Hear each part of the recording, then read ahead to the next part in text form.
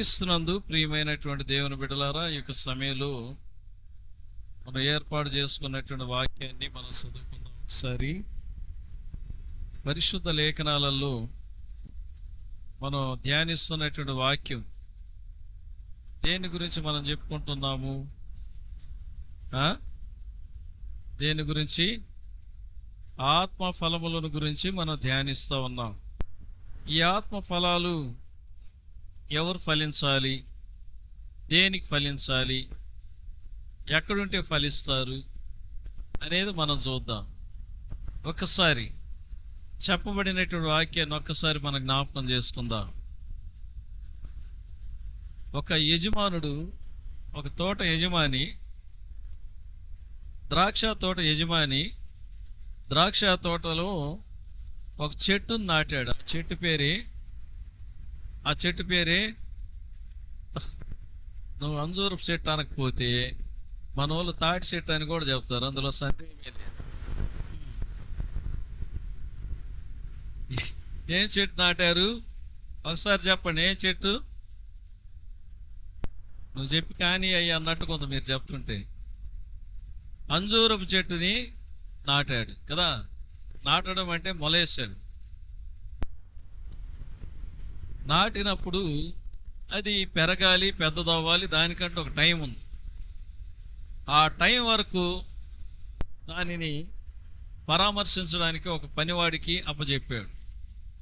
ఆ తోటకు ఒక పనివాడిని ఏర్పాటు చేశాడు. వాడు ఆ చెట్టులని, ఆ తోటని చక్కగా పరామర్శిస్తూ మరి కాపు కాలానికి వాడు ఎదురు చూస్తుంటాడు. మొదటి కాపు ఎలా కాస్తుందో చూద్దామని. మొదటి కాపులో ఏమీ లేదు. ఒకవేళ పూత పూసి రాలిపోయి ఉండొచ్చు, లేకపోతే ఏం సంగతో తెలియదు. రెండవ కాపులో చూశాడు. ఆ మొదటి కాపులో యజమాని వచ్చాడు, రెండో కాపులో వచ్చాడు, మూడో కాపులో కూడా వచ్చాడు. ఏమీ కనిపించలేదు. పాపం బాధ కలిగింది ఆయనకి. బాధ కలిగి ఆ బాధతో, ఆ కోపంలో తోటమాలిని పిలిచి, రే అబ్బాయ్ రా ఇలా అన్నాడు. చెప్పండి అయ్యా యజమాని అని. ఈ తోటలో ఈ చెట్టు వేసామే మనము 3 సంవత్సరాలు చూస్తున్నాను, ఒక్క ఫలం కూడా కనిపించలా. కాబట్టి దీన్ని నరికేసేయి, దీనివలన ఈ స్థలము వ్యర్థం అయిపోతూ ఉంది. భూమిలో సారము పీలుస్తూ ఉంది, కానీ అది కాయలు కాయటం లేదు, ఏమీ లేదు. కాబట్టి వద్దు ఈ చెట్టు, ఈ ద్రాక్ష చెట్ల మధ్యలో ఇది వ్యర్థం. ఈ పెంచిన మమకారం చేత తోటమాలి అంటున్నాడు, అయ్యా మీరు అన్నది నిజమే, ఈ ఒక్క సంవత్సరం ఉంచండి, దాని చుట్టూ ఇంకా త్రవ్వి వేర్లేసి ఎరువేసి దానికి ఏమేం కావాలి ఇంకా చేస్తాను, ఇది ఫలిస్తే చూడయ్యా, లేకపోతే నరికించి వేయ్యా అని. ప్రియమైన దేవుని బిడ్డలారా, ఈ వాక్యం ఎవరికి? సంవత్సరాల తరబడి దేవుని మందిరానికి వస్తూ, సంవత్సరాల తరబడి వాక్యం వింటూ, సంవత్సరాల తరబడి ప్రభు బల్ల తీసుకుంటూ, సంవత్సరాల తరబడి సందాలిస్తూ, సంవత్సరాల తరబడి దైవజనులను మాలాంటోళ్ళను పోషిస్తూ, సంవత్సరాల తరబడి అన్నీ చేస్తున్నారు. చేసే విశ్వాసుల మధ్యలో ఫలింపు లేనటువంటి వాళ్ళను చూసే పలికే మాట ఇది. ఫలింపు లేనటువంటి వాళ్ళను చూసి పలికే మాట. మారు మనసు పొందాం, బాగానే ఉంది, దేవునికి స్తోత్రం. కానీ ఇక్కడ యోహాన్ అంటాడు, మారు మనసుకు తగిన ఫలము ఫలించుడి, మత్తయి సువార్త 3:7. సరే 10వ లేకొద్దాం. మంచి ఫలం ఫలింపని ప్రతి చెట్టును నరకబడి అగ్నిలో వేయబడును. ఫలాలు వాస్తవమే, వాటిలో మంచి ఫలాలు ఫలించాలంటున్నాడు. మంచి ఫలములు లేని ఎడల ఇప్పుడే గొడ్డలి చెట్ల వేరున ఉంచబడి ఉన్నది. గొడ్డలు ఎక్కడుంది? ఇప్పుడు చెట్టు వేరు దగ్గరే ఉన్నది. యజమానుడు ఆజ్ఞాపిస్తే గొడ్డలి చెట్టు వేరు మీద పడిపోద్ది అంతే. గనుక మత్తయి సువార్త 7:19 కూడా ఇదే మాట అంటాడు యేసు ప్రభువారు. మత్తయి సువార్త 7:19. మంచి ఫలములు ఫలింపని ప్రతి చెట్టు నరకబడి అగ్నిలో వేయబడును. గొడ్డలి చెట్టు వేరు దగ్గర రెడీగా ఉందంటే దాని అర్థం ఏంటంటే నరకబడి అగ్నిలో వేయబడడానికి. సరే, మంచి ఫలములు. మంచి ఫలములు అంటే ఏంటి? రండి పౌలు గారి దగ్గరికి వెళ్దాం. ఆయన ఏమంటాడు? గలతీ సంఘానికి వెళితే అక్కడ ఏం చెప్తున్నాడు? 5:22 ఆత్మ ఫలమేమనగా, బైబిల్లో ఉన్నటువంటి వాళ్ళు తీయండి. ఆత్మ ఫలమేమనగా ప్రేమ, సంతోషము, సమాధానము, దీర్ఘశాంతము, దయాళత్వము, మంచితనము, విశ్వాసము, సాత్వికము, ఆశా నిగ్రహం. 9 ఫలములు, మంచి ఫలములు. ఈ 9 ఫలాలలో ఎన్ని ఫలాలను మనం ధ్యానించాము ఇంతవరకు? ప్రేమ, సంతోషం, సమాధానం, దీర్ఘశాంతం, దయాళత్వం. కరెక్ట్గా చెప్పారు. 5 ఎవరు చెప్పారు తల్లి ఇక్కడ? నా బంగారు తల్లి, దేవుడిని దీవించును గాక. ఈరోజు 6వ ఫలాన్ని ధ్యానించబోతున్నాం. 6వ ఫలం ఏంటి? మంచి ఫలాలలో 6వ ఫలం మంచితనము. హల్లెలూయా, హల్లెలూయా. మంచితనము అన్నప్పుడు ఎవరు మంచివాళ్ళు? ఎవరు మంచివాళ్ళు? ఈ లోకంలో ఎవరు మంచివాళ్ళు? ప్రియమైనటువంటి దేవుని బిడ్డలారా, మనం ఎవరినైనా చూసి ఈ బిడ్డ చాలా మంచి వ్యక్తి అంటే ఈయనకు భలే తెలుసు అని అంటారు కదా. ఈ సహోదరుడు చాలా మంచి వ్యక్తి, ఆయనకు భలే తెలుసు అని అంటారు. సరే, ఇవన్నీ మనకెందుకు? అసలు సిసలైనటువంటి విషయంలోనికి వెళ్దాం. మంచివాడు ఎవరు? ఇర్మీయా గ్రంథం 33:11 మనం చూద్దాం. మంచితనము. మొట్టమొదటగా మంచి వ్యక్తి ఎవరు? మంచివారు ఎవరు?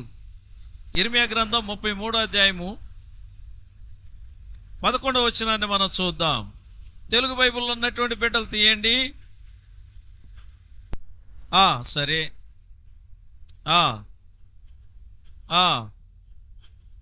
సరే. దేవునికి స్తోత్రం. తమిళ్లో చాలా బాగుందండి. సైన్యములకు అధిపతి యెహోవాను స్తుతించండి, యెహోవా మంచివాడు అంటుంది. తెలుగులో కూడా యెహోవా మంచివాడు, ఆయన మంచి కార్యములను చేయవాడు. ఆయన మంచివాడు గనుక ఆది కాండములో 1వ అధ్యాయంలోకి వచ్చినప్పుడు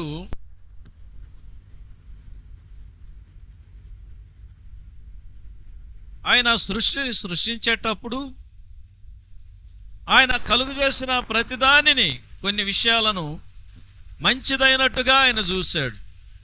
మానవుడి కొరకు మంచిదానిని సృష్టించినటువంటి వాడు ఆయన. మంచితనం ఎవరిలో ఉన్నది? దేవునిలోనే ఉన్నది. కానీ మానవుడిలో మంచితనం రావాలంటే ఎలా వస్తుంది? ఏ విధంగా వస్తుంది? ఆ మంచితనం మనం కలిగి బ్రతకాలి అని అంటే యోహాను సువార్త 15వ అధ్యాయం 5వ వచనాన్ని చూద్దాం. యోహాను సువార్త 15వ అధ్యాయం నుండి మొదటి నుండి చదివితే యేసు ప్రభు వారు అంటారు, నేను నిజమైన ద్రాక్షవల్లిని, నా తండ్రి వ్యవసాయకుడు అంటాడు. ఇప్పుడు 5వ వచనంలోకి వద్దాం. ఆ ఆ ఆ ఆ ఆ ఆ దేవునికి స్తోత్రం కలుగునుగాక. ఆయన ఏమంటున్నాడు? నేను నిజమైన ద్రాక్షవల్లిని, నా తండ్రి వ్యవసాయకుడు అని అన్నాడు. 5వ వచనంలో ఏమంటున్నాడు ఆయన? ద్రాక్షవల్లిని నేను, తీగలు మీరు. ఎవడు నా యందు నిలిచి ఉండునో, నేను ఎవని యందు నిలిచి ఉండునో వాడు బహుగా ఫలించును. నాకు వేరుగా ఉండి మీరేమీ చేయలేరు. నువ్వు మంచి బిడ్డవుగా ఉండాలంటే, నీవు మంచివాడివి కావాలంటే, మంచివాడైనటువంటి దేవుని దగ్గరికి, సైన్యములకు యెహోవా తండ్రి అయిన దేవుని యొద్దకు రా. ఎందుకంటే యేసు ప్రభు అంటున్నాడు, నా తండ్రి వ్యవసాయకుడు అంటున్నాడు. ఈయన దగ్గర కనుక వస్తే తన కుమారుడు పరిశుద్ధుడు, తన కుమారుడైనటువంటి యేసు క్రీస్తులో ఈ వ్యవసాయకుడి చేతిలో పడితే నీవు ఒక తీగగా, ద్రాక్షావళి అయినటువంటి యేసులో నిన్ను అంటు కడతాడు. ద్రాక్షావళి అయినటువంటి యేసులో నన్ను అంటు కట్టినప్పుడు ఆయనలో ఉన్నటువంటి మంచితనం మనలోకి వస్తుంది. హల్లెలూయా, హల్లెలూయా. అంటు కట్టబడితేనే ఆయన మంచి ద్రాక్షావళి, చేదైన ద్రాక్ష, ఆయన మంచి ద్రాక్షావళి. ఆయన చేదైన ద్రాక్షావళి కాదు. ఆయనలో అంటు కట్టబడినటువంటి ప్రతి తీగ మంచి ఫలములను ఫలించును, మంచి ఫలములను ఫలించును. హల్లెలూయా, హల్లెలూయా. ప్రియమైనటువంటి దేవుని బిడ్డ, ఒక వ్యక్తిలో మంచి ఫలములు కలిగినటువంటి వ్యక్తి అని మనం కనుగోవాలంటే పెద్ద విషయం కాదు. వాళ్ళ ప్రవర్తన చూస్తేనే మనకు అర్థమైపోతుంది, వాళ్ళ నడవడికలు చూస్తేనే అర్థమైపోతుంది. మంచి ఫలాలు ఫలించే తీగేనా? మంచి ద్రాక్షవల్లిలో, యేసు ప్రభు అనే ద్రాక్షవల్లిలో అంటు కట్టబడిన తీగేనా ఈ తీగే? అర్థమైపోతుంది. ఆయన మంచివాడు. ఆయన మంచివాడు గనుక ఇర్మియా గ్రంథం 33వ అధ్యాయం 3వ వచనాలు అంటాడు, నాకు మొర్రపెట్టు, ఉత్తరం ఇస్తాను. ఆయన మంచివాడు గనుక యెషయా గ్రంథం చూద్దాం. దేవుని యొక్క వాక్యంలో యెషయా గ్రంథం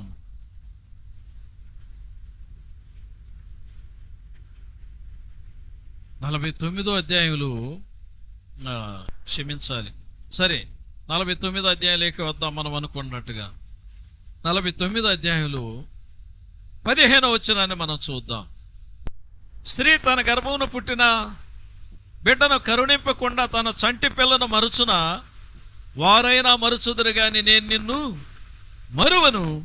చూడుము, నా అరచేతుల మీదనే నిన్ను చెక్కి ఉన్నాను, నీ ప్రాకారములు నిత్యము నా ఎదుటనున్నవి అంటున్నాడు. హల్లెలూయా, హల్లెలూయా.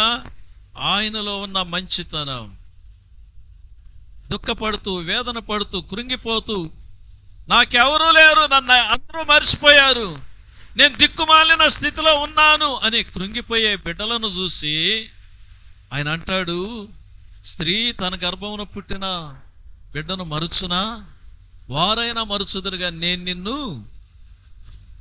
చూడుము, నా అరచేతుల మీద నేను నిన్ను చిక్కి ఉన్నాను, నేను నిన్ను చెక్కుకొని ఉన్నాను, నీవు నా ముద్దు బిడ్డవి,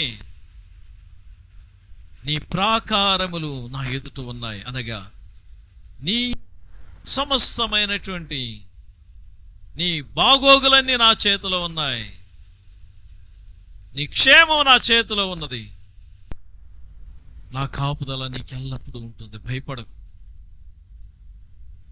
యెషయా గ్రంథం 54వ అధ్యాయంలో 10వ వచనం చూస్తే, పర్వతములు తొలగినను, మెట్టలు తత్తరిల్లను, నా కృప నిన్ను విడిచి పోదు. హల్లెలూయా, హల్లెలూయా.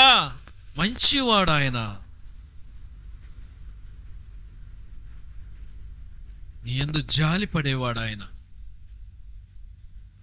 సమాధానార్థమైన నిబంధనను నీతో చేసినవాడు ఆయన. నీ యందు జాలిపడేవాడు ఆయన. 11వ వచనం, ప్రయాసపడి గాలి వాన చేత కొట్టబడి ఆదరణ లేక ఉన్నదానా, నేను నీలాంజనములతో నీ కట్టడమును కట్టుదును. కృంగిపోయే బిడ్డలను, పడిపోయే బిడ్డలను లేవనెత్తి కనికిరించి కృప చూపించి తన మంచితనంతో తన బలిష్టమైనటువంటి హస్తాన్ని చాపి లేవనెత్తి బలపరిచి నిన్ను మనిషిగా నిలబెట్టగలిగే మంచి దేవుడు యేసు. హల్లెలూయా, హల్లెలూయా. ఆ మంచితనం మనలో ఉంటుందా? ఒక వ్యక్తి మన కళ్ళ ముందు కృంగిపోయేటప్పుడు, మన కళ్ళ ముందు ఒక వ్యక్తి దీనమైన స్థితిలో ఉన్నప్పుడు, ఆ యొక్క వ్యక్తిని ఆత్మీయకంగానైనా బలపరచగలిగే మంచి మాటలు మన నోటిలో నుండి వస్తాయా? ధైర్యపరిచే మాటలు వస్తాయా? సరే, వస్తాయి అనుకుందాం. వస్తాయి, నువ్వు ధైర్యపరిచావు. అదే వ్యక్తి నీ కళ్ళ ముందు స్టాండ్ అయ్యి ఆశీర్వాదకరంగా ఉంటే చూసి ఓర్చుకోగలవా? నీకంటే ఒక 2 తరగతులు ఎక్కువ చదివితే చూసి ఓర్చుకోగలవా? నీకంటే ఒక 4 మార్కులు ఎక్కువ తీస్తే ఓర్చుకోగలవా? నీకంటే ఒక 2000 రూపాయల జీతం ఎక్కువ తీస్తే చూసి ఓర్చుకోగలవా? నీకంటే కొద్దిగా ఒక మంచి గుడ్డ కట్టుకొని దారిని పోతుంటే చూసి ఓర్చుకోగలవా? ఒక్కసారి మన మంచితనం ఏంటి ఒక్కసారి పరిశోధన చేద్దాం. మంచి ఫలములు ఫలింపనేటువంటి ప్రతి చెట్టుని ఏం చేస్తాడు ఆయన? ఏం చేస్తాడు ఆయన? రాదే మాట రాదే, ఏం చేస్తాడు? నరికి అగ్నిలో వేస్తాడు. ప్రియమైన దేవుని బిడ్డ, నీవు నేను నరకబడి అగ్నిలో వేయబడడం ఆయన చిత్తం కాదు. అందుకే ఈ సంవత్సరం కూడా ఉండనిమ్మయ్యా బ్రతిమలాడుతున్నాడు ఆయన. అది ఆయన మంచితనం. తండ్రికి నీకును మధ్యవర్తిగా ఉన్నటువంటి వాడే ప్రభు. నీ కొరకు ఒక మంచి బలముగా సపోర్ట్గా నిలబడినటువంటి వాడు యేసయ్య. కనుక చూడండి, దేవుని యొక్క వాక్యంలో మనం కనుక చూస్తున్నట్లయితే కొన్ని మరి ఇలాంటి సందర్భంలో యేసు ప్రభు వారు చెప్పే ఒక మాటను మనం చూద్దాం. లూకా సువార్త 8వ అధ్యాయం 15వ వచనం. లూకా సువార్త 8వ అధ్యాయము 15వ వచనం. లూకా సువిశేషం 8వ అధికారం 15వ వచనத்தை பார்ப்போம். మంచి నేలను நல்ல நிலத்தில் விதைக்கப்பட்டவர்கள் வசனத்தை கேட்டு அதை உண்மையும் நன்மையுமான இருதயத்திலே காத்து பொறுமையுடனே பலன் கொடுக்கிறவர்களா இருக்கிறார்கள். ఫలించాలి, నీవు నేను ఫలించాలి. ఇంతవరకు ఆయన ఎలాంటి వాడు? మంచివాడు, రైట్. ఆయనలో మనం అంటుకట్టపడితే ఫలిస్తాం, బాగానే ఉంది. ఇంకా మనం ఫలించాలి అంటే ఏం చేయాలి? యోగ్యమైన మంచి మనసుతో వాక్యం విని దానిని అవలంబించి ఓపికతో ఫలించువారు. యోగ్యమైన మంచి మనసు అనగా అందరం గమనించాలి. నీవైతేమి, నేనైతే, నాకు ఒక యేసయ్య, నీకొక బైబిల్, నాకొక బైబిల్ కాదు. వినాలి. ఇప్పుడు దేవుని యొక్క వాక్యం వినేటప్పుడు కూడా మంచి మనస్సు అనేది అవసరం అంట. యోగ్యమైన మనసు అవసరం అంట. పరిశుద్ధాత్మ దేవుడు నువ్వు ఫలించాలి, అభివృద్ధి పొందాలని ఆయన తాతాలాడుతున్నాడు. నీకు సమయం కావాలని కోరుతున్నాడు. ఆయన అల్లాడుతున్నాడు. దినమంతా నీ ఫలింపనటువంటి ఇలాంటి చెట్ల వైపు చేతులు చాపుతూ. కానీ వాక్యం వినే బిడ్డలు ఎలా వినాలంట? యోగ్యమైన మంచి మనసుతో. మంచి మనసు కలిగిన బిడ్డలు దిద్దుబాటును కోరుకుంటారు. నాలో ఎక్కడ తప్పిదాలు ఉన్నాయి ప్రభా? నేను ఎందుకు ఫలించలేకపోతున్నాను? నేను ఎందుకు ఇలాగనే ఉన్నాను? నేను దేనికి ఇలాగనే ఉన్నాను? ఏంటి ప్రభా? అట్లీస్ట్ నా ఇంటిలో నేను 10 నిమిషాలు ప్రార్థన చేయలేని స్థితిలో ఉన్నాను. అట్లీస్ట్ నా కడుపును పుట్టినటువంటి బిడ్డల రక్షణ కొరకు ఏనాడు కన్నీరు విడవలేని స్థితిలో నేనున్నాను. ఇదేనా నా ఫలింపు? నా భర్త క్షేమం కొరకు కన్నీరు కార్చలేనటువంటి స్థితిలో నేనున్నాను ప్రభువా, ఇదేనా నీ ఫలింపు? నా భార్యకి నేను నమ్మకంగా ఉండలేకపోతున్నాను ప్రభు, నాది ఒక బ్రతుకేనా, ఇదొక ఫలింపా ప్రభువా? భూషణం పాషు 10 మందిలో చేతులు ఇట్టా అట్టా ఇదిలించి ప్రసంగాలు చేయొచ్చు. నా కుమారుని అడిగితే చెప్తాడు నా బతుకేందని. దేవుడు నాకు ఇచ్చిన భార్యని అడిగితే చెప్తుంది నా గబ్బేందనేది. నలుగురిలో వచ్చి చేతులాడించి ప్రసంగాలు చేసేది కాదు. నా ఇంట్లో వాళ్ళు చెప్పాలి నా ఫలం ఏందనేది. ఈ మాట ఈ స్థలంలో ఉన్నట్టు నా సహోదరులారా, ప్రభు బిడ్డ, ఈ మాట నీలో కానీ గుచ్చుకుంటుందంటే ప్రభు నిన్ను ప్రేమిస్తున్నాడు, హెచ్చరిస్తున్నాడు అనే అర్థం. అది కాదు అని అనుకుంటే అది నీ ఇష్టం.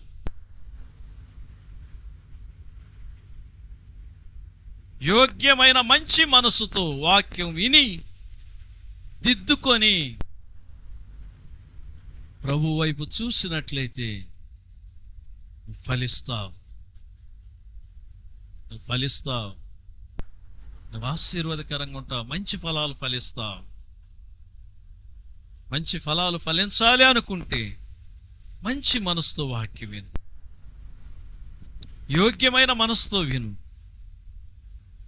కనుక ప్రియమైనటువంటి దేవుని బిడ్డలారా, ఒకసారి మేము ట్రైనింగ్లో ఉన్నప్పుడు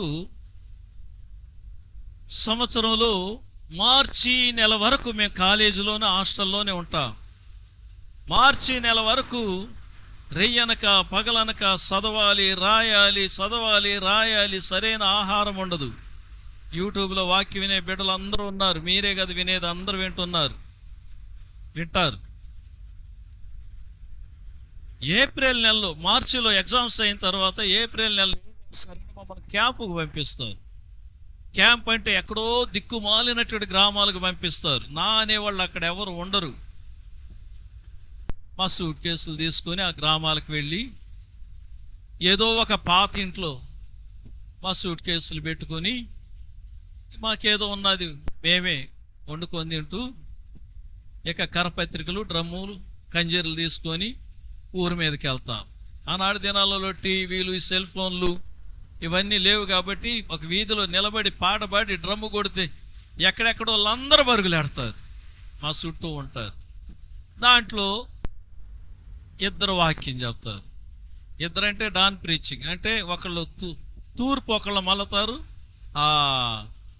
పడమర ఒకళ్ళు మళ్ళతారు. ఈ పడమర మళ్ళినటువంటి వ్యక్తి ఒక మాట చెప్తే తూర్పు నుండే వ్యక్తి చెప్పాలి. ట్రాన్స్లేషన్ ఎలాగని అలా, ట్రాన్స్లేషన్ కాదైతే పలికే మాటనే పలుకుతాడు ఇంకొక వ్యక్తి. ఈ విధంగా చేసేటప్పుడు చెందేటప్పుడు రూమ్కి వచ్చినప్పుడు, ఆ స్థలానికి వచ్చినప్పుడు, బ్రదర్ మళ్ళీ చెప్పారు ఈరోజు చాలా బాగుంది అది ఇదేనని. వాళ్ళల్లో ఎవరు ఒకళ్ళు బలహీనలు ఉంటారు కదా, ఆయనేనా బాగా చెప్పేది, ఏమో నేను చెప్పలేనా అనేది అది సహజంగా వస్తూ ఉంటుంది. తీరా ట్రైనింగ్ అయిపోయి నరాలతో కూడా అన్ని బయటకు వచ్చినాక అన్ని లెవెల్ సరైపోతుంది, అది వేరే విషయం. ఈ యొక్క అనేది బజార్లలో పాటలు పాడేవాడు మాలోనే ఒకడు ఉంటాడు, వాళ్ళల్లో డ్రమ్ము కొట్టేవాడు ఒకడు ఉంటాడు, కంజీర్లు వాసేవాళ్ళు ఒకళ్ళు ఉంటారు. అబ్బా డ్రమ్ము ఏం వాసావు బ్రదర్ అని అంటే ఈ ఇంకొకడు వాసేవాడు ఒకడు ఉంటాడు.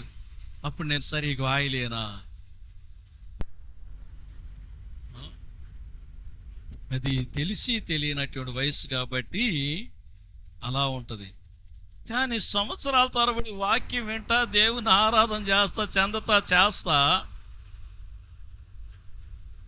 ఈ విధమైనటువంటి పనులు చేసేవాళ్ళు విశ్వాసులలో ఉంటే అది ఏ ఫలం అనేది ఇక అర్థం చేసుకోవాలి, మీరే అర్థం చేసుకోవాలి. బ్రదర్ ఉన్నాడు, బ్రదర్ లాగా నేను అరవలేను, ఉన్నా నిజమైంది. నా బ్రదర్ లాగా నేను అరవాలని అంటే అది ఏమన్నా అయ్యే పనేనా? అది ఆయనకి ఇచ్చిన వరం, అది దేవుడు. కొందరు ఉన్నారు మీలాగా నేను పాడలేను, పాస్టర్కి మించి వీళ్ళు పాడతారా అని అంటే అసలు నాలో మంచి ఫలం ఉంటే ఆ మాట వస్తుందా అని.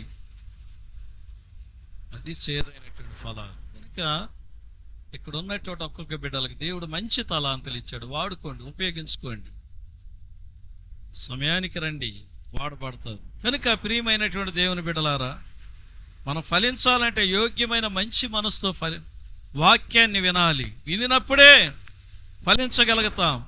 ఈ విధంగా ఫలించినప్పుడు మంచి ఫలములు ఫలించే వాళ్ళు ఎక్కడ అడుగు పెడతారు? చివర్లో చూద్దాం, వాక్యంలోనే చూద్దాం. Numbers chapter 14 7th word. సంఖ్యాకాండం 14వ అధ్యాయం 7వ వచనం. ఎన్నాగము 14వ అధికారం 7వ వచనం. ఇలాంటి వాళ్ళు ఎక్కడ అడుగు పెడతారు?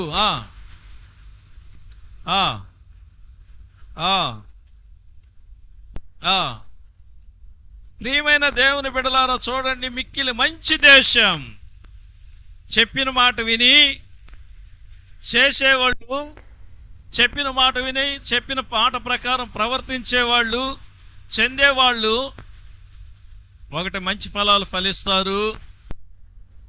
మంచి యోగ్యమైన మనసుతో వాక్యం వినేవాళ్ళు, లోబడేవాళ్ళు, దాని ప్రకారం జీవించేవాళ్ళు మంచి ఫలాలు ఫలిస్తారు. రెండోది, మూడోది, మంచి దేశంలో అడుగు పెడతారు వాళ్ళు.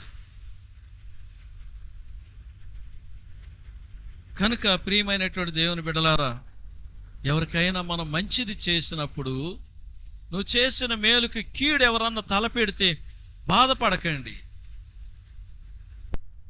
కొన్ని సందర్భాలలో మనుషులం కదా మనం, ఒక వ్యక్తికి మంచి చేయాలని ఆశపడతాం. ఒక కష్టంలో ఉన్నప్పుడు నీకు కలిగిన దాంట్లోనే ఏదో చేస్తావు.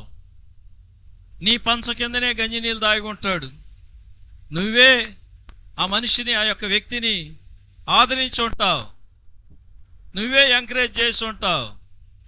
అలాంటి వాళ్ళు నీ కీడు చేస్తే బాధపడాల్సిన అవసరమే లేదు. ఎందుకు లేదంటే వాక్యం చూపిస్తాను, చూడండి. సామెతల గ్రంథం 17వ అధ్యాయం 16వ వచనం చదవండి ఒకసారి. నీతిమొழிகள் 17వ అధికారం 16వ వచనం. సామెతల గ్రంథం 17వ అధ్యాయం 16వ వచనం.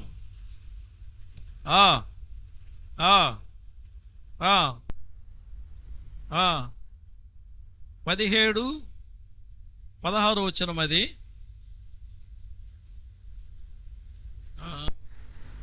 చాలా పొరపాటు. 17:16 క్షణం అయ్యా.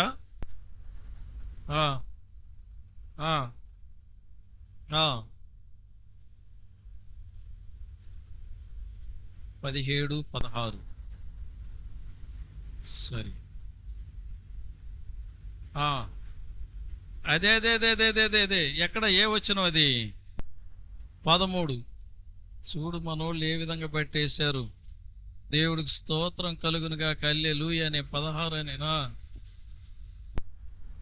17వ అధ్యాయంలో 13వ వచనం. మేలుకు ప్రతిగా కీడు చేయవాని ఇంట నుండి కీడు తొలగిపోదు అన్నాడు. గమనిస్తున్నారా?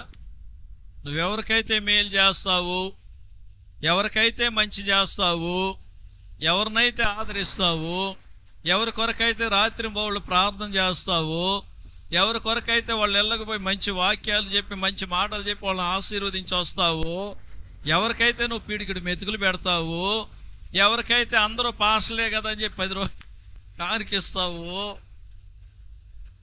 ఎవరినైతే మా వాళ్ళే కదా, మా చిన్నాయనే కదా, మా బాబాయే కదా, మా బాయే కదా, మా గుంటే కదా అని మేలు చేస్తావు, నీ చేత మేలు పొందినటువంటి వాళ్ళు మంచితనమును బట్టి నువ్వు మేలు చేసావని కొందరు వచ్చి దానిని మైనస్గా తీసుకుంటారు. నా గుణగణం ఎలాంటిదో తెలియక, నేను ఎలాంటి పనికి మాలినటువంటి వ్యక్తినో అనేది తెలియక మేలు చేశాడు ఈ యొక్క వ్యక్తి అనేది వాళ్ళేదో పెద్ద జ్ఞానులాలా నీ కీడును తలపెడతారు.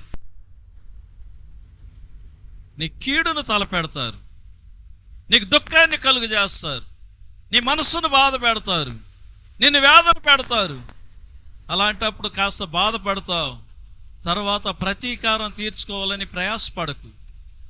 ప్రతీకారం తీర్చుకోవాలనిపిస్తుంది, కోపం వస్తుంది, బాధగా ఉంటుంది. నువ్వేం బాధపడదు. నీ మంచితనాన్ని బట్టి మనసులో క్షమించేసేయి. సైలెంట్ అయిపో. కానీ నీ దగ్గర మేలును మంచిని అనిపించి నీ కీడును కోరుకున్నటువంటి వాని ఇంటిలో ఏమి నివాసం చేస్తుంది? వాని ఇంటి నుండి కీడు తొలగిపోదు అంటున్నాడు. సైతానన్నా పోతాడేమో కానీ ప్రార్థన చేస్తే, పాయింట్ బాగా గమనించాలి, దేవుని పాదాల మీద పడి ఏడ్చి ఎలమరిగి ప్రార్థన చేస్తే సాతానుడన్నా పారిపోతాడేమో కానీ కీడు మాత్రం అలాంటి వాళ్ళ ఇంట్లో నుండి తొలగిపోదు. వాళ్ళను నువ్వేమనాల్సిన పని లేదు. మంచితనం, నీ మంచితనం, నీ మంచితనం, నీ మంచితనాన్ని బట్టి ప్రభువు నీకు తోడుగానే ఉంటాడు. ఎందుకో తెలుసా? నువ్వెవరిలో అంటుకట్టబడి ఉన్నావు? ఎవరిలో అంటుకట్టబడి ఉన్నావు? అయ్యయ్యో, ఎవరిలో అంటుకట్టబడి ఉన్నావు? యేసయ్యలో, నిజమైన ద్రాక్షావళిలో నువ్వు అంటుకట్టబడి ఉన్నావు. అందుకని నీ కీడేమీ కలగదు. నీలో మంచితనం ఉన్నది, మంచి ఫలం ఉన్నది. నీ మంచి ఫలమును బట్టి నువ్వు ఫలిస్తానే పోతానే ఉంటావు. నీకు కీడు చేసినటువంటి వాడి ఇంట్లో నుండి, నీకు కీడు చేసినటువంటి వాడిలో నుండి, వారి ఇంట్లో నుండి కీడు తొలగిపోదు. సరే, ఆ కీడు ఇంట్లో ఉంటే ఏం జరగద్ది? ఆయన ఒక క్వశ్చన్ నన్ను అడగొచ్చు, నేను చెప్పను. ఆ బాధలు పడేలకు వాళ్ళకే తెలుసు.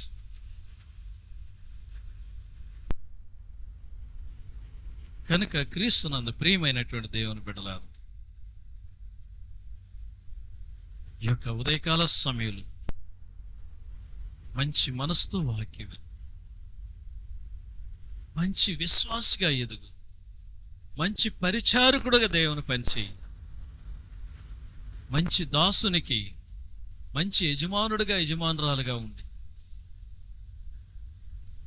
ఈ విధంగా ఇంత స్పష్టంగా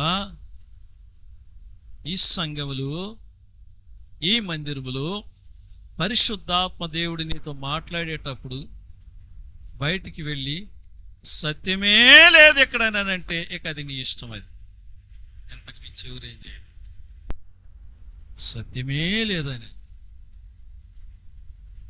నువ్వు మంచి ఫలాలు ఫలించాలని, నువ్వు ఫలిస్తే ఆనందపడాలని, నువ్వు సంతోషంగా ఉంటే ఆనందపడాలని ఎదురు చూసేవాడు నీ కొరకు కల్వారిగిరి శిలువలో ప్రాణం పెట్టిన యేసయ్య.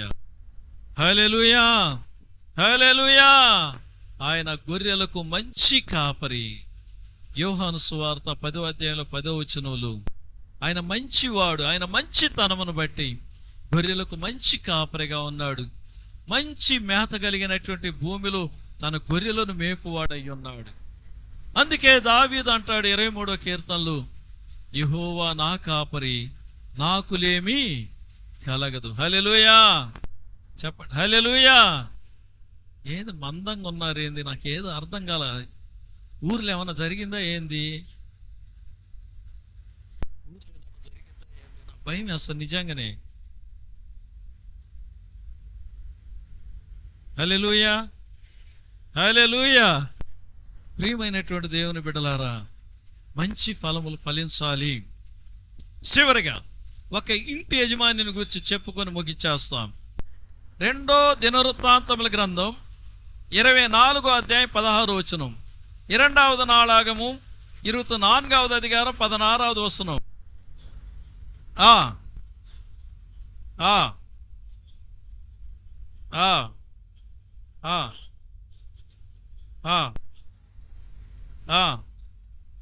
దేవునికి స్తోత్రం కలుగును గాక. హల్లెలూయా. అతను ఎలాంటి వాడంటయ్యా? తమిళ్లో ఇంకోసారి చదవండి.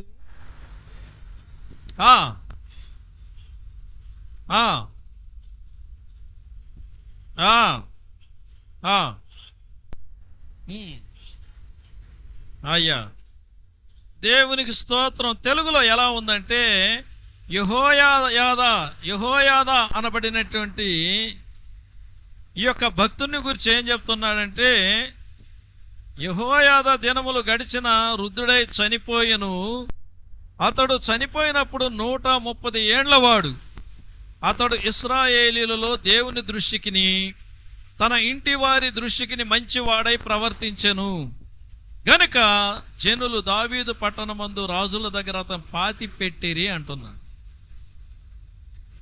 ఈయన ఎవరి దృష్టికి మంచివాడిగా బ్రతికాడు?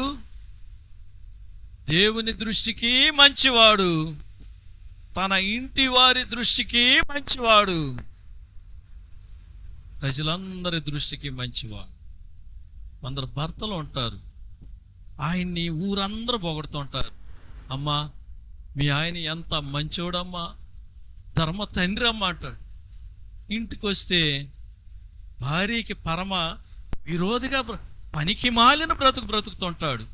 పిల్లల చేత థూ అనిపించుకుంటాడు, భార్య చేత ఒరే నీది ఒక బ్రతుకురా అనిపించుకుంటాడు.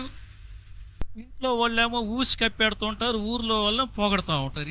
ఇదేం బ్రతుకో నాకు అర్థం కాదు.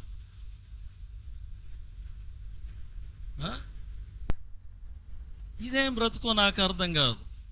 యూట్యూబ్లో వాక్యం చూసే దేవుని బిడ్డ, ఒకవేళ ఆ స్థితిలో నువ్వు ఉంటే మార్చుకో. ఈ యొక్క దినాన యెహోయాదా దేవుని యొక్క దృష్టికి మంచివాడిగా బ్రతికాడు, ఇంటి వారి దృష్టికి మంచివాడిగా బ్రతికాడు, భార్యకి మంచి భర్తగా బ్రతికాడు, బిడ్డలకు మంచి తండ్రిగా బ్రతికాడు, దేవునికి నమ్మకమైన వాడిగా బ్రతికాడు. ఎలాంటి వ్యక్తి కదా ఆయన. ఆయన చనిపోయినప్పుడు మంచి స్థలములు ఆయనని సమాధి చేశారు. హల్లెలూయా, హల్లెలూయా, హల్లెలూయా. కనుక క్రీస్తునందు ప్రియమైనటువంటి దేవుని బిడ్డలారా, ఇది మంచి ఫలములు ఫలించే వాళ్ళ యొక్క అనుభవాలు ఆ విధంగా ఉంటాయి. మంచి ఫలాలు ఫలించే వారి యొక్క అనుభవాలు ఆ విధంగా ఉంటాయి. కనుక చూడండి, దేవుని యొక్క వాక్యంలో చూసినట్లయితే ఇంకొక మహానుభావుడు ఉన్నాడు. అతను ఏ విధంగా బ్రతికాడు, ఏ విధంగా చనిపోయాడు అనేది చూద్దాం. 21వ అధ్యాయం 2వ నాళాగము 21వ అధికారం 19వ వచనం 18-19.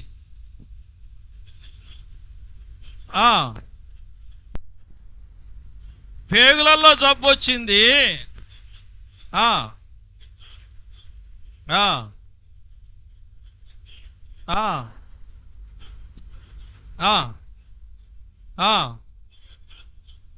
అబ్బా,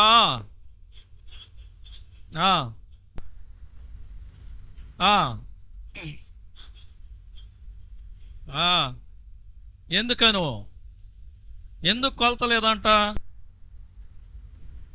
ఇక్కడ తెలుగులో ఏముందంటే, యెరూషలేములో 8 సంవత్సరములు ఎవరికి ఇష్టం లేని వాడై చనిపోయెను. ఎవరికి ఇష్టం లేని బ్రతికాడు. అప్పుడు ఎంత మంచివాడు ఆలోచన చేయండి. అలాంటి వాడికి ఎలాంటి వ్యాధి వచ్చిందంట? పేగులలో జబ్బు వచ్చింది. 19వ వచనం.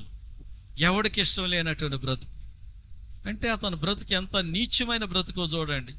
పేగులలో జబ్బు వచ్చినప్పుడు ఇంట్లో వాళ్ళందరూ కూడా పరిచయం చేయాలి, తప్పదు కదక.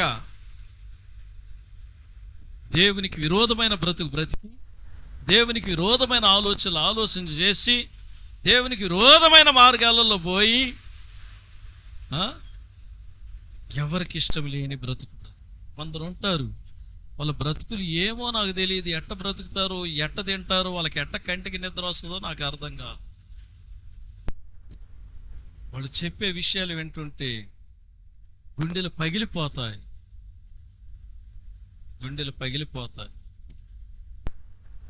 సార్, ఇంట్లో ఉన్నామే కానీ ఆయనతో నేను బలకను, నాతో ఆయన బలకడు సార్. ఇంట్లో ఉన్నామే కానీ పిల్లలతో పలకడు సార్ ఆయన. ఒకే ఇంట్లో 4 గోడలలో మేము అనుభవించే నరకం కాదు సార్, పాతాళం సార్ అంటారు.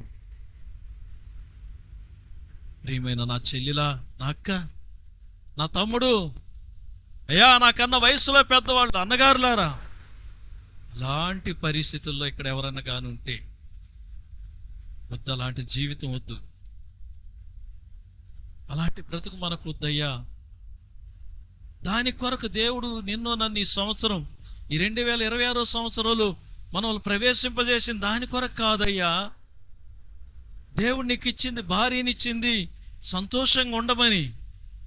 దేవుడు నీకు బిడ్డలనిచ్చింది బిడ్డలతో ప్రేమగా ఉండమని. దేవుడు నీకు ఈ సంఘాన్ని ఇచ్చింది సంఘంలో అందరితో బాగా ఉండమని.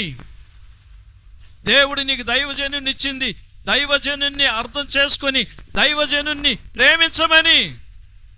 మనమందరం ప్రభువుకి ఇష్టమైన బిడ్డలంగా బ్రతికి ఆయన రాకడలో కోటాను కోట్ల దేవదూతలతో పరిశుద్ధులతో మేఘారూఢుడై ప్రధాన దూత శబ్దంతో దేవుని బూరతో వచ్చేటప్పుడు మనమందరం ఎత్తబడే దాని కొరకు దేవుడు మనల్ని ఈరోజు పెట్టాడు. ఇక్కడ చేతులు దడి దేవుని నామని మైపరుద్దాం.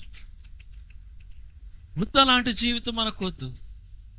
నిజంగా ఆయనలో అంటు కట్టబడినటువంటి తీగగా నేను ఉండాలయ్యా. ప్రభువా, నువ్వు మాట్లాడేటప్పుడు నేను యోగ్యమైన మంచి మనసుతో నీ మాటలు నేను అంగీకరించాలయ్యా. నీలో నన్ను అంటుకట్టు ప్రభువా. ఆ మంచితనాన్ని నాలో దయచేయి ప్రభు. ఆ మంచి ఫలాన్ని నాలో దయచేయి నాయన. ఆ మంచి ఫలముల్ని ఫలించాలి స్వామి. నీకు ఇష్టమైన ఫలముల్ని ఫలించాలయ్యా. నీలో నన్ను అంటుకట్టు ప్రభు. అడుగుతావా? ప్రార్థన చేసుకో. కళ్ళు మూసుకుందాం. అందరం కళ్ళు మూసుకుందాం. అందరం కళ్ళు మూసుకుందాం. అందరం కళ్ళు మూసుకుందాం. నిజమైన ద్రాక్షవల్లి నా యేసు ఉత్తమ ద్రాక్ష. ఎవరు వాయిద్యాలు వాయించొద్దు, ప్రయాసపడొద్దు వాసేదానికి. నిజమైన ద్రాక్షవల్లి నా యేసు ఉత్తమ ద్రాక్షవల్లి నిన్ను నమ్మి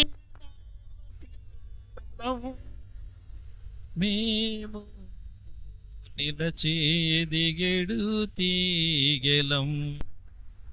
నిజమైన ద్రాక్షవల్లి నా యేసు ఉత్తమ ద్రాక్షవల్లి. వాక్య విన్న బిడ్డలు వాక్యాన్ని బట్టి పరిశుద్ధాత్మ దేవుడు మనతో మాట్లాడాడని నమ్మిన ఎడల ప్రేరేపణ కలిగిన బిడ్డలు ఎవరైనా ఒకళ్ళు ప్రార్థన చేయండి.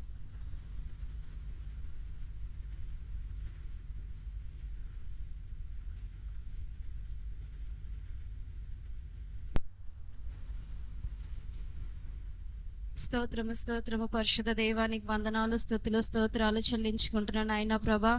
అవును నా రాజా యేసయ్య, మంచితనము గురించి నాయన ప్రభా బహు శ్రేష్టంగా మాతో మాట్లాడి ఉన్నావు నాయన ప్రభా. నాయన తండ్రి, మా అందరిలో నాయన తండ్రి యేసయ్య చెడు తలంపును తొలగించి నాయన ప్రభా మంచితనముతో నాయన ప్రభా నీ బిడ్డలుగా నాయన తండ్రి యేసయ్య నాయన స్వీకరించే భాగ్యమును మాకు దయచేయము నాయన ప్రభా. ఈ దినము నాయన ప్రభా 6వ ఫలము మేము విని ఉన్నాము నాయన తండ్రి. ఈ 6 ఫలాలు నాయన తండ్రి యేసయ్య మేము దినదినము నాయన ప్రభా మా జీవితంలో నాయన ప్రభా అభిలందించుకునే భాగ్యమును మాకు దయచేయమని మిక్కిలి వినయంగా ప్రార్థించి వేడుకుంటున్నాము తండ్రి. ఆమేన్. ఆమేన్. అందరం లేచి నిలబడదాం. అందరం లేచి నిలబడదాం. హల్లెలూయా. ఒక పాట పాడుచుండగా కానుకలు ఎత్తబడతాయి. సర్వశక్తి కలిగిన మా పరలోకపు తండ్రి, ఈ వాక్యం మంచి ఫలములు ఫలించమని పరిశుద్ధాత్మ దేవ నీవు మమ్మల్ని బలవంతం చేస్తున్నా. నీలో మమ్మల్ని అంటు కట్టుకోవాలని ఆశపడుతున్నా. మా కుటుంబాలలో సంతోషం, మా కుటుంబాలలో సమాధానం, మా కుటుంబాలలో సమృద్ధిని చూడాలని నువ్వు తాతాలాడుతున్నా ఒకే ఒక దేవుడివి నీవే నాయన. గత 2 మాసాలు కాచి కాపాడి 3వ మాసంలో ప్రవేశింపజేశావు నువ్వా. ఈ 3వ మాసం అంతా కూడా నాయన వారిని ఆలయాలు అడుగుపెట్టిన ప్రతి బిడ్డలను, వాక్యం విన్న ప్రతి బిడ్డలను సమృద్ధిగా దీవించిన ఆయన సమృద్ధి అయిన సమాధానాన్ని, సంతృష్టికరమైన ఆరోగ్యాన్ని, శ్రేష్టమైన నీ సన్నిధానాన్ని నీ బిడ్డలతో ఈ నెలంతా ఉంచు ప్రభువా. హృదయ భారంతో వేదనతో వచ్చిన బిడ్డల యొక్క హృదయాలలో ఉన్న ఆవేదన తొలగిపోవాలయ్యా. 10th క్లాస్ +1 ఎగ్జామ్స్ రాసే బిడ్డలను ఈ చేతులకు అప్పచెప్తున్నాను, దీవించండి. సండే స్కూల్ జరపడానికి మరలా బిడ్డలు ముందుకు వచ్చారయ్యా. బిడ్డలు మీరు బలపరచమని అడుగుతున్నా ప్రభా. మా సంఘంలో జరుగుతున్న ఉమెన్స్ ప్రేయర్ ఫెలోషిప్ని కూడా దీవించుమని ఆయన అభివృద్ధి పరుస్తున్నావు. నీకు వందనాలు.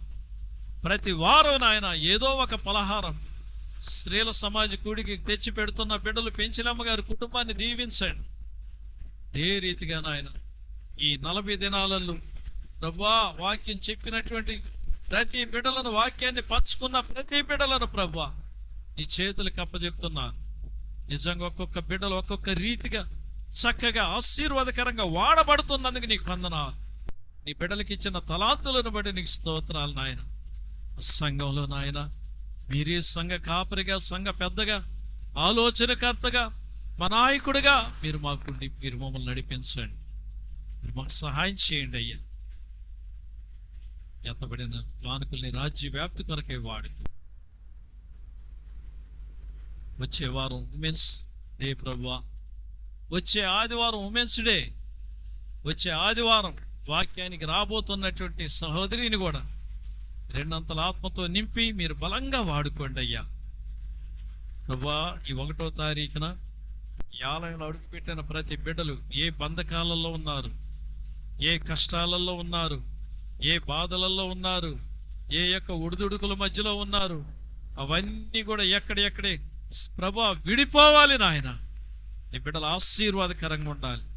ఏ తల్లిదండ్రులు బిడ్డలకి పెళ్లిళ్ళు చేయాలని ప్రభా నీ సన్నిధానంలో కనిపెడుతున్నారు, వాళ్ళ కుమారుళ్ళకి మంచి అమ్మాయి, మంచి కుటుంబాలలో దొరకాలి ప్రభా. మా ఊరికి మంచి కోడాలు రావాలి ప్రభా. దైవ భయము, దైవ భక్తి కలిగిన అమ్మాయిలు ఈ ఊరి కోడలుగా రావాలయ్యా.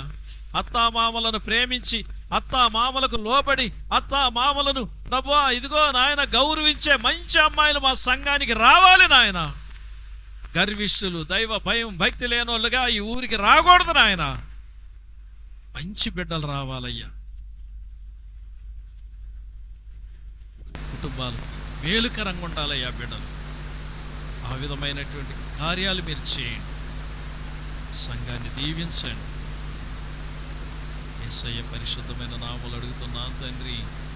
పరలోకమందున్న మా తండ్రి, పరిశుద్ధపరచబడును గాక, నీ రాజ్యం వచ్చును గాక. నీ చిత్తం పరలోకమందు ఎలాగ నెరవేరుచున్నదో భూమి అందున అలాగ నెరవేరును గాక. మా అనుదినాహారం నేడు మీరు మాకు దయచేయము. మా రుణస్తులు మేము క్షమించిన ప్రకారం మా రుణములను క్షమించు. మా శోధనలకు తేక దుష్టును తప్పించు. ఎందుకంటే రాజ్యమును, బలమును, మహిమ నిరంతరము నీవై ఉన్నావు తండ్రి. ఆశీర్వాదంబుల్ మా మీద వర్షింపచేయుమీశా, ఆశతో నమ్మియున్నాము. వాగ్దాతము ఈ మాయి మీద కృమ్మరించుము దేవా. క్రమ్మరా ప్రేమ వర్షంబుల్ కృమ్మరించుము దేవా. ఆమేన్. ఆశీర్వాదం. నేను నిజమైన ద్రాక్షవల్లిని, నా యందు నిలిచియుండువాడు బహుగా ఫలించునన్న యేసు క్రీస్తు కృప, మంచి వ్యవసాయకుడిగా ఉన్నటువంటి తండ్రి అయిన దేవుని ప్రేమ, నిన్ను సర్వసత్యములోనికి నడిపించగలిగే పరిశుద్ధాత్మన్యోని నిత్య సహవాసం కూడి వచ్చిన మీ అందరికీ సదాకాలం తోడైండి నడిపించునుగాక. నా ప్రాణమా